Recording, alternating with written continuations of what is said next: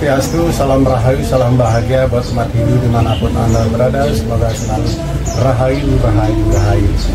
Para pemirsa di rumah, kali ini kita akan sebuah materi mengenai hukum karma ya. Mungkin ini sudah umum ya, sudah biasa, tetapi ini dilihat dari perspektif lain ya, hukum karma ini ya. Ya, untuk itu kita akan berbincang-bincang ya dengan narasumber kita, Bapak Jero Mangku Teguh Eko Putra Roreng. Ya, mari kita sapa beliau. Om Swastiastu. Om Swastiastu, Pak Wayan. Oke, Pak Mangku, kali ini kita punya materi mengenai hukum karma. Ya, seperti yang kita ketahui bahwa hukum karma adalah merupakan salah satu daripada di ajaran Pancasila ya. Nah, ini ada pertanyaan Pak Mangku. Ternyata ini orang luar ya biasalah. Mereka ini sangat ngotot, tidak percaya dan tidak yakin dengan hukum karma ya. Sedangkan di kita ini kan ya hukum karma itu adalah salah satu harus diyakini. Nah, bagaimana pendapat Pak Mangku? Monggo Pak. Ya, baiklah Pak Wayan. Jadi ini ya, saya akan membahas hukum karma. Ini sesuai dengan Pancasrada. Jadi kalau orang Hindu atau Hinduism pasti ya, yang pertama percaya kepada Brahman, Atman, karma pala, terus habis itu Punarbawa, terus moksa. Oke, kita bahas masalah hukum karma ya. Kalau umat lain ada yang percaya, ada yang enggak ya, itu urusan mereka ya. Jadi kita pun tidak memaksakan ya. Jadi kalau dalam ajaran Weda itu ini ada dasarnya itu tadi. Jadi kita itu adalah pewaris dari karma itu sendiri, lahir dari karma itu sendiri, pemilik dari karma itu sendiri, berhubungan dengan karma itu sendiri, dan berlindung dari karma itu sendiri. Jadi hukum karma itu ya hukum sebab akibat atau ngunduh woin pakati. Apa yang kau tabur kau tunai ya. Karma itu artinya perbuatan. Pahala ya, sebetulnya namanya karma pahala. Karma itu perbuatan, pahala itu artinya buah. Jadi buah perbuatan atau tadi ngunduh woin pakati. Woh itu buah. Jadi intinya siapapun Anda, mau agama apa Anda, suku apa Anda, status sosial Anda apa, kalau Anda berbuat baik dapat baik, buruk dapat buruk, nanam rumput dapat rumput, nanam padi dapat padi. Dan yang bertanggung jawab tadi siapa? Ya, aku berlindung dari karmaku kepada karmaku itu sendiri. Jadi kalau agama atau ada umat lain yang tidak percaya, silahkan, karena mereka ada doktrin sang penebus. Ya, jadi mereka mungkin mau berbuat salah, mau berbuat dosa, yang penting dia sudah mengucapkan nama sang penebus dosa, menyebut Tuhan dengan nama itu, dengan menyebut dengan utusan Tuhan nama itu, dosanya langsung dibersihkan, langsung seperti bayi yang baru lahir. Tapi kalau orang Hindu tidak bisa ya, kita yang bertanggung jawab, kita mau masuk surga, masuk neraka ya perbuatan diri kita sendiri ya. Nanti kalau misalkan orang semua percaya pada hukum karma, nanti sang penebus dosa, para mesias nggak laku. Jadi ya itu terserah mereka. Kalau mereka menawarkan jasa untuk menebus dosa dan menghapuskan segala perbuatan karmanya, ya itu yang bagi yang percaya ya silahkan.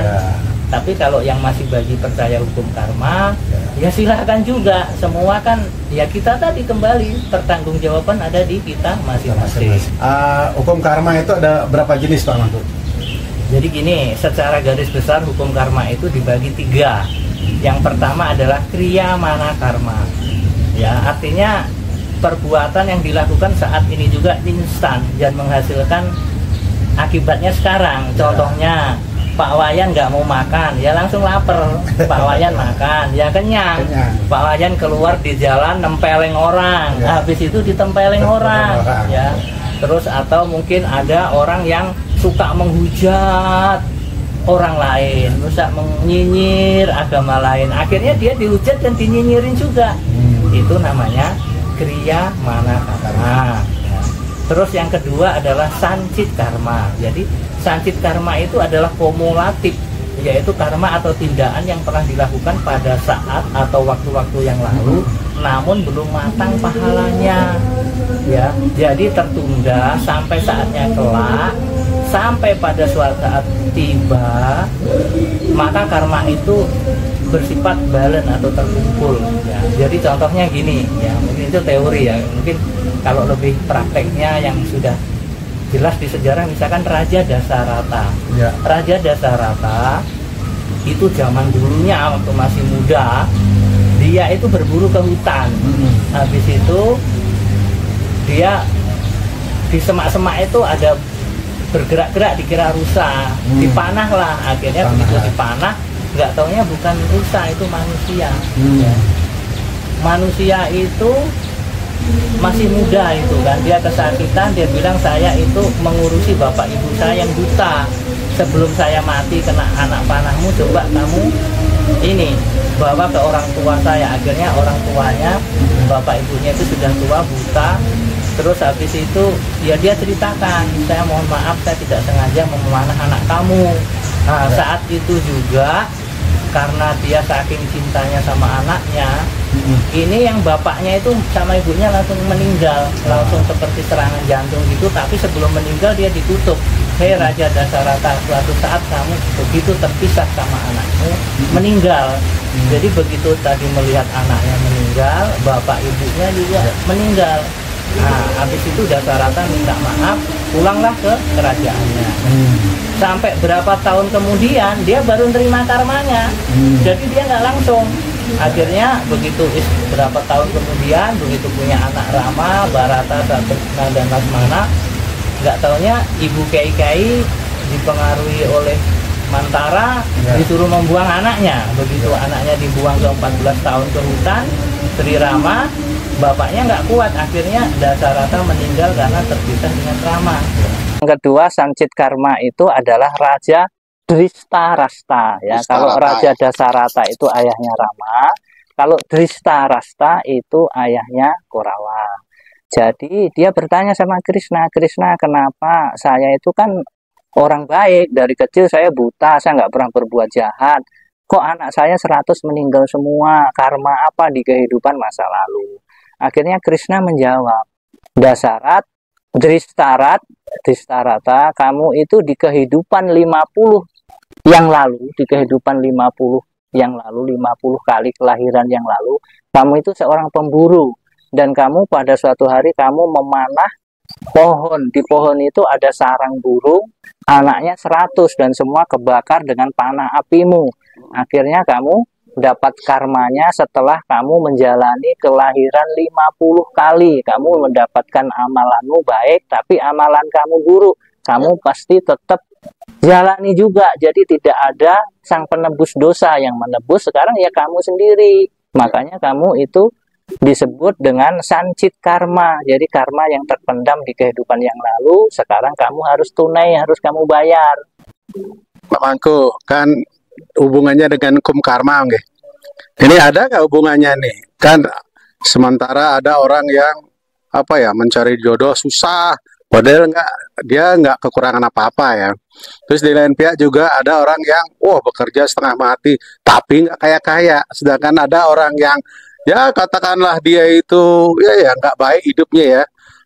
Katakanlah kayak mafia, narkoba, mereka kan rata-rata kaya-kaya ya. Nah itu apa ada ininya nggak Pak, hubungannya dengan hukum karma nih Pak Mangku? Jadi gini, itu termasuk jenis hukum karma yang ketiga, yaitu prarabdha karma ya. Jadi itu semua hasil dari semua tindakan sancit karma yang telah matang ya, akan menghasilkan pahala ya. Biasanya fenomena ini disebut dengan nasib atau takdir atau kodrat ya.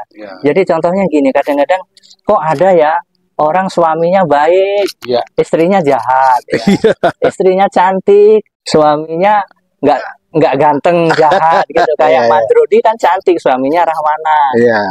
Itu kenapa? Ya karena yang suaminya yang baik dapat istri yang jahat itu karena dulu suami ini jahat sama istrinya. Demikian juga istri yang sekarang ini soleh, terus habis itu dia dapat suami yang jahat, itu di kehidupan yang lalu itu dia menjahati suaminya. Makanya sekarang kita harus menjadi orang yang baik biar nanti dibalas dengan baik. Terus orang yang sulit jodoh itu karena apa? Dia egonya tinggi. Ya dia tidak mau berkorban untuk orang lain. Dia minta dikasihi, nggak mau mengasihi. Dia minta dihormati, nggak mau menghormati. Dia minta dilayani tapi nggak mau melayani. Ya. Nah, terus kok ada orang yang sekerjanya sedang-sedang aja tapi dia kaya. Karena di kehidupan yang lalu dia banyak berderma, banyak punya, banyak menolong orang. Ya. Terus ada orang yang kerja setengah mati, banting tulang, lembur-lembur, Sabtu Minggu masuk kerja sana sini, nggak kaya-kaya.